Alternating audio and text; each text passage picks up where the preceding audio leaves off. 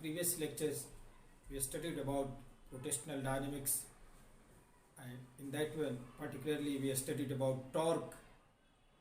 In this case, in this video lecture, we will study about rotational dynamics about fixed axis of rotation. Particularly axis is fixed. After that we will study about rotational dynamics about translated motion, not fixed.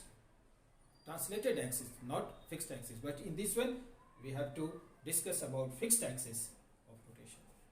Okay.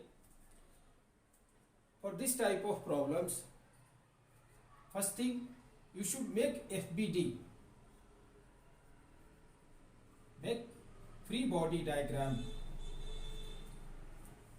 of each force for given body system. Means you have to show direction and magnitude of the force acting on the body. Second thing, we should recognize axis of rotation. Axis of rotation. Third one, we have to decide moment arm of each force. Moment arm.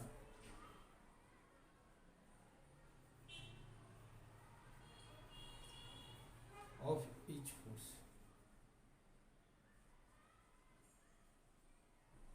And fourth one, we have to calculate torque of each force, and then net torque will be given as I alpha. You can understand bit by bit with the help of examples. So I am taking very easy example to make our concept clear.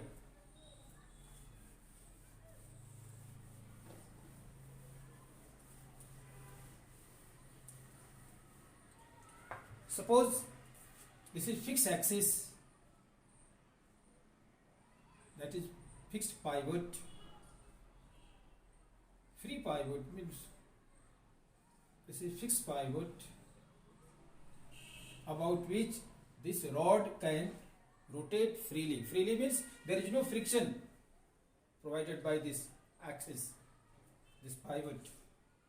This is rod of uniform rod of mass same, that is uniform. So its center of mass will lie at midpoint. Its length is L. Length of this rod is L.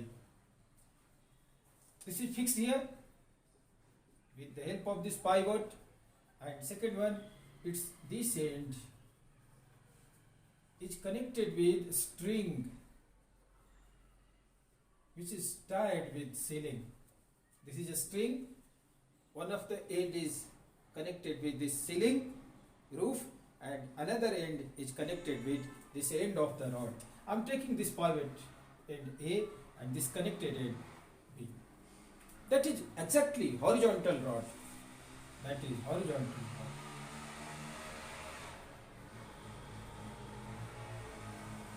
I have already told you that it is cylinder, means its mass distribution is uniform, means its center of mass lies at midpoint of this rod. Okay, that is the question. This uniform rod is pivoted at this end, there is no friction, this end is connected with this string. At t equals to 0, this string is cut. This is cut down. After cutting this, just after cutting this string, means at t equals to 0, we have to calculate center of mass of the rod. What's our motto? Our motto is to find out center of mass of the rod when this rod is horizontal, means just after cutting this string. Okay. When this string is cut down, there would be force acting on this rod mg. It acts at center of mass. It is vertically downward. At that time, at t equals to 0, this rod is horizontal.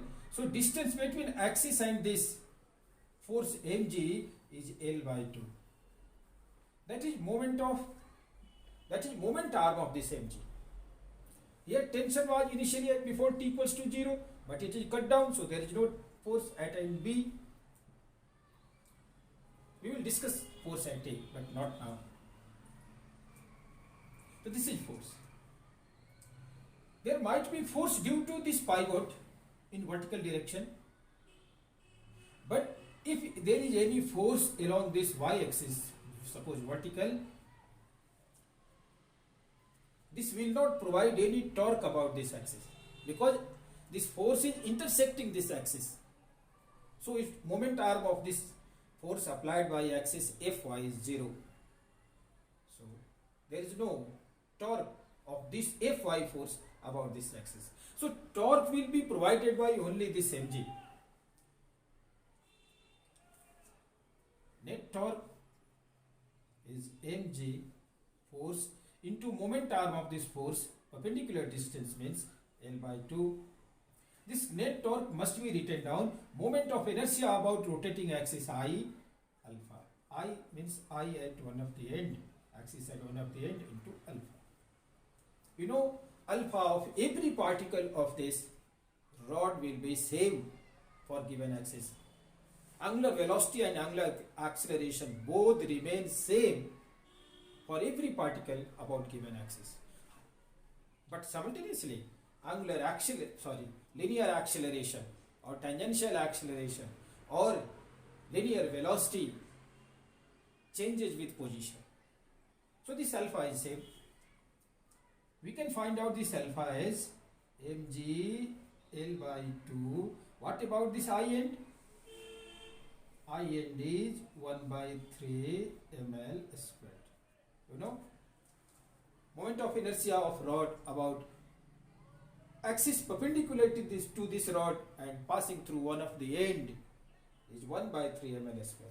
So this I end is 1 by 3 ml square. It is brought here, m are cancelled, and now we can write down 3 by 2 g by L. One of the L is cancelled. 3g by 2L is alpha. Now we are able to find out acceleration of any particle on this rod. Sure, at different distance from this axis, particles will have different linear or translational acceleration, tangential acceleration. We are concerned with acceleration of center of mass. I am writing here ACM will be alpha into moment arm, that is L by 2, and alpha is here given 3g by 2L into L by 2. Now that is 3g by 4L. I hope you understand.